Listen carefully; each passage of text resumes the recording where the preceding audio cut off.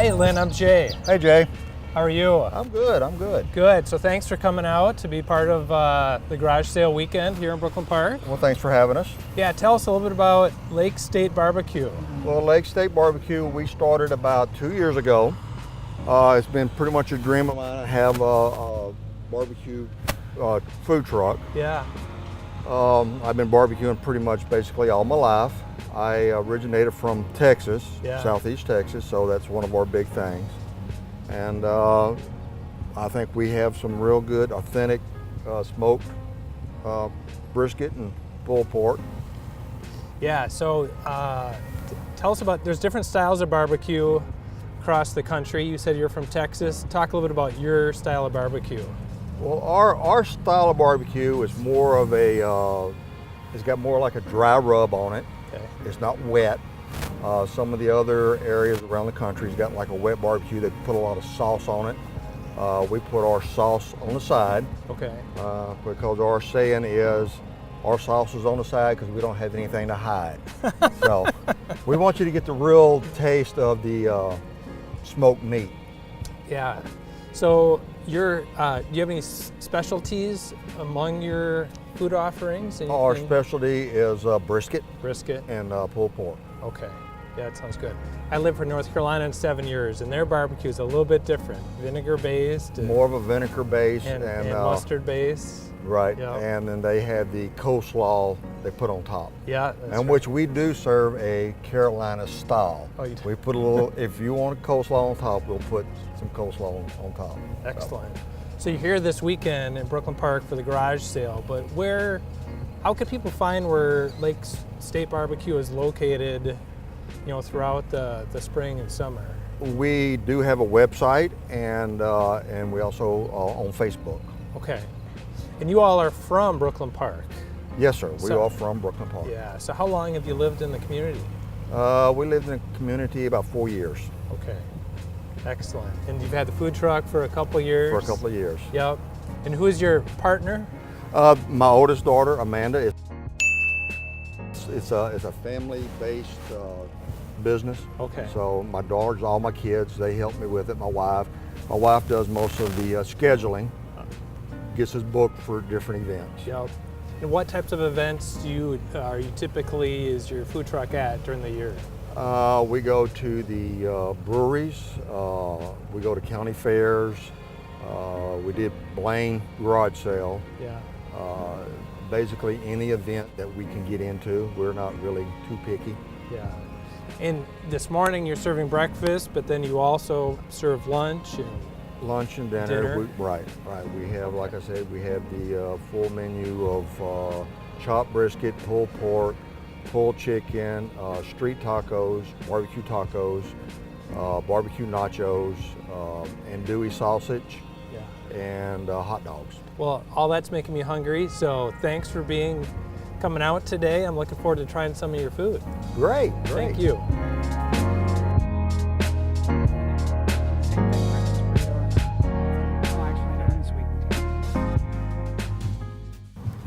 Well, welcome back. Here with Tim Pratt, another city employee. We're going to try out these great breakfast burritos from Lake State Barbecue. So let's give it a try. Okay. And we did go with the barbecue sauce to go with our breakfast burritos. That's good. Really good. I want some more. I went with the spicy barbecue sauce. Which did you go with? Half hot, half mild. But yeah, it's really good. They make their own barbecue sauce here, so encourage folks to come check them out. Tasty. Yeah, and it's it's not like an oral tortilla. It's like a pastry almost. It's a little lighter, and it's quite heavy. Egg, little sausage. I'd give it 2 thumbs up. Yeah, very good. Excellent.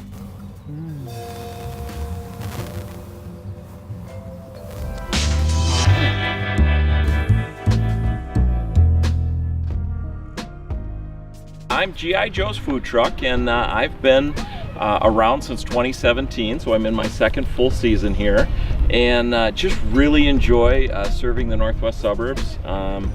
I go to businesses during the week and serve, places like Worth Adams and those businesses, help them serve lunch, and that's really fun to get to know them. And then on the weekends and at nights, I'm doing festivals and ball tournaments and things like that. So really keeping busy. Very cool. So tell us about what types of food offerings. Sure. G.I. Joe focuses on Americana. So we've got burgers, hot dogs, brats. We've got a wonderful Philly cheese that I call the Cobra, and so it's really good. Yeah, Sounds really good. Right. Excellent. So you've been around, this is your second full year now, and I understand you're also a resident of Brooklyn Park. So how 34-year resident of Brooklyn Park. Seen a lot of great changes in our city, and happy to have raised my family and our kids here and been a part of this community. Excellent. Well, we appreciate you being a resident here for that many years and now giving back to the community in this new way with your new venture as being a food truck.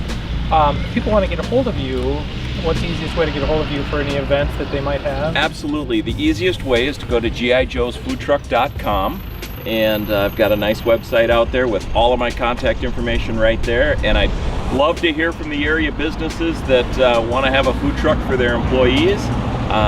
We can set up some dates and have a good time. Excellent. Well, thanks again for being part of Jay. this weekend. Thanks, Tom. $8. Well, I'm bragging about the G.I. Joe burger. So welcome back. I'm sitting here with Latonia Green, the city's finance director and resident of Brooklyn Park, and we're going to try out some great food from G.I. Joe's. Let's give it a go.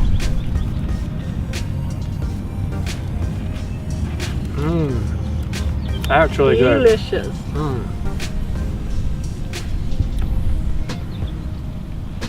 Excellent food.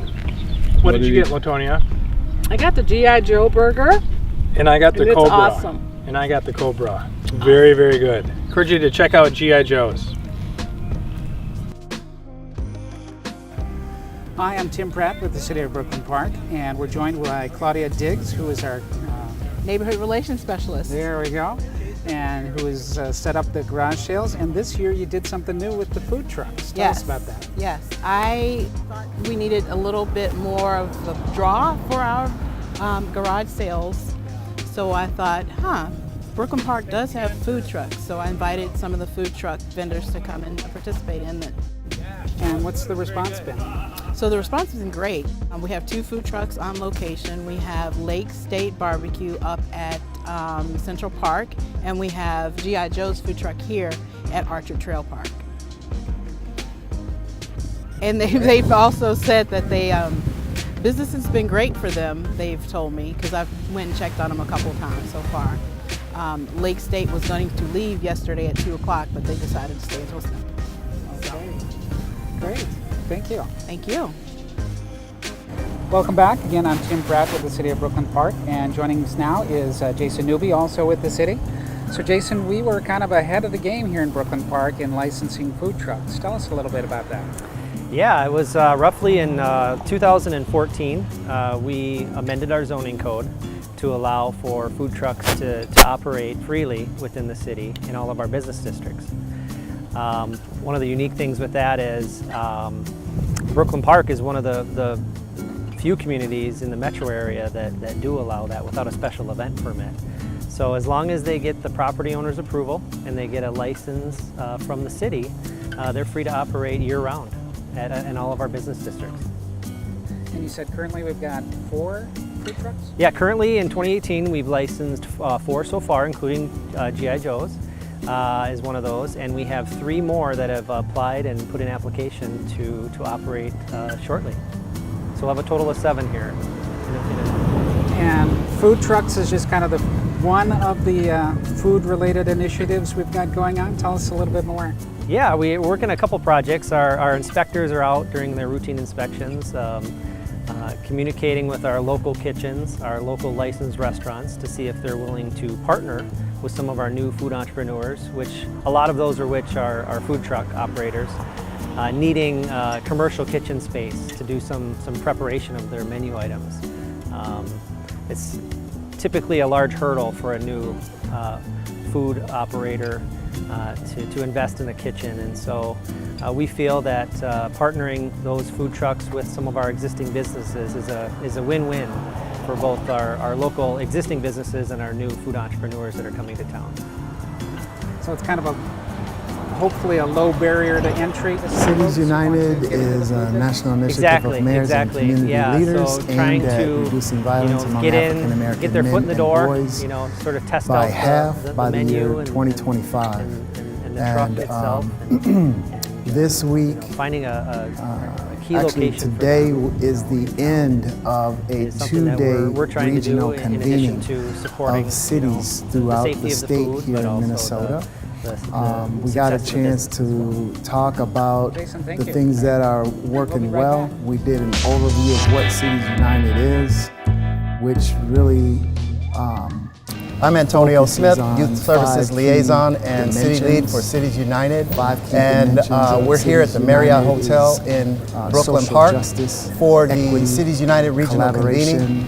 With me is Anthony Smith. Welcome, Anthony. Thank you. It's always good to be in Brooklyn So those Park. are some things that we spent some yesterday was great day amount of time one for our regional convening. Part of the main outcome I wanted for to what ask you we a couple of are questions, doing, really about yesterday, what we did yesterday. is there a message that you would have today for cities are really interested providing in Cities information United for cities who may be of have, varying sizes, small emerging cities, population, medium cities, and large or cities? just What want to message work do you on have for them? how Yeah, do and I they think there's room for create everybody safe, in healthy, Cities and United, hopeful. right? Cities United really is about making sure that all of our young people are safe, healthy, and hopeful. And I think that's what every city wants for their young folks. So for us, we don't matter what size you are. We just want you to be a part of the movement and really join us in making sure that we're keeping all our kids safe, healthy, and hopeful. Any advice in terms of starting points? I would say for folks in your region, starting points could be first reaching out to you and getting more information and your mayor, because I think you guys have both been super advocates for Cities United. But also they can look at our website, go to citiesunited.org, check us out on the website. But also they can give the office a call too and just say they want more information. Yeah. All right, great. Thank you. No, Thanks thank again you. for being here. Thanks for hosting. Yeah. Thank you. And now we're talking with Deputy Chief Melron Kelly from Columbia, South Carolina. Welcome. Thank you. Listen, very appreciative. We're glad to have you here in Brooklyn Park. And just a couple questions for you. The first question is really about the relationship between recreation and parks and police departments. Well, first let me say that thank you so much for the hospitality that's been shown to me coming in from South Carolina. We're known for our southern hospitality, but I'll tell you, Brooklyn Park is on top of that as well. Everybody's been great, and I just want to thank you publicly for that. As it relates to your question, there could not be a better relationship between police and parks. And it's so vital to the success of our young people. Not only our young people, but their families as well. There's an instant relationship there when you talk about your park staff and your community members. And now the police departments are coming into that, and we need the park staff's help in helping build those relationships. And I think that Brooklyn Park is a model with that, and we're hoping that we can even take some of those ideas back to South Carolina to set a national model for this. So it's really good. Excellent. Thank you for that. Next question is really about how can police departments support this work? So I think that in terms of really wanting to reduce crime, the fear of crime, and having safe and healthy communities, the police department has to be at the table with the communities when it's time to build those ideas around policymakers. We want those policies that impact communities in a positive way, whether it be police officers serving as mentors or as developing crime fighting strategies that affect communities. We need the communities to come to the table and help us devise those plans. The older way was the way that we came to a neighborhood and we enforced crime in a certain way. But now we're asking for buy-in from the community so we can go out and fight crime in a way that's inclusive of all people's ideas. So I think that is a great start, and that's what we hope to promote.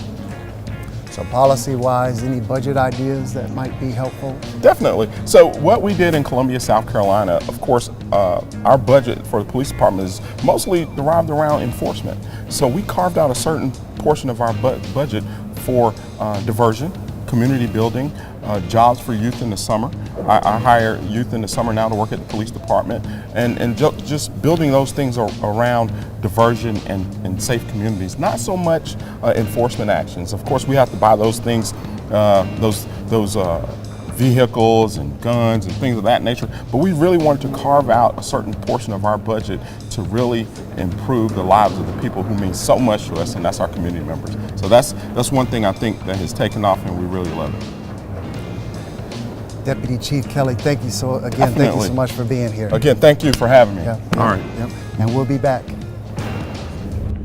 And we're back to talk with Rashad Abdul Rahmed, who is from Louisville, Kentucky. He's actually the city lead in that city, as well as I'm the city lead here in Brooklyn Park. So I'm very pleased to be able to talk with you.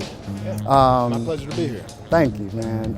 Really wanting you to share with our community about some of the things that you're doing with regards to interdepartments and interagencies at the city lead level to kind of keep the work together and move it forward.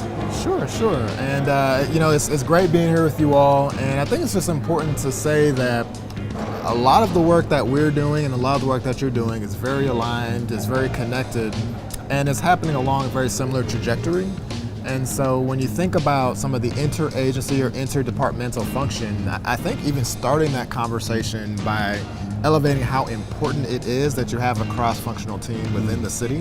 And so it can't just be the youth development office, it can't just be the police department, it can't just be parks. It's got to be a truly representative coalition that's from the mayor's office to your public works, to your parks department, to your employment, or your economic development work. All of that has to be connected as to part of the violence prevention strategy. And everyone has to begin thinking about their work as violence prevention work. If you can reduce unemployment through a successful economic development strategy, that's violence prevention work. If you can successfully have your community centers and parks robust, where young folks feel like there are relevant activities for them to do there, that's violence prevention work. If you can have a strong youth employment program, if there are opportunities for employment through your public works department, if you can remove barriers for employment for individuals who have a justice involvement background, that's all violence prevention work. Give me a couple of tips that you've used to get like community-based organizations involved in this work. Sure, I think it's a similar framework. So the city, although we have tons of resources and people at our disposal, we're still a finite entity, right? And so you've got to be talking to your community partners who are doing mentoring, your community partners who are in the education space, all of these folks who are bringing a lot of different perspectives, your faith community, your philanthropic communities. You know, the importance of philanthropy in business is essential, that they see themselves as part of what increases and produces public safety. They all have a responsibility here, and we can all win. It's not a zero-sum game. No one is losing if we're all investing in young folks and investing in safety. And ultimately, those partners have to own parts of the plan. So how does business own a part of that plan? How does philanthropy own a part of that plan, or the faith community or nonprofits? They've all got to own parts of the plan to be able to say, this is what we're really doing to support all this work because we're going towards a common goal. Again, thank you so much for being here at the Regional Cities United convening. My pleasure. That's it for this month's Brooklyn Park Now. We hope you enjoyed the show. Wait till next month for the next episode.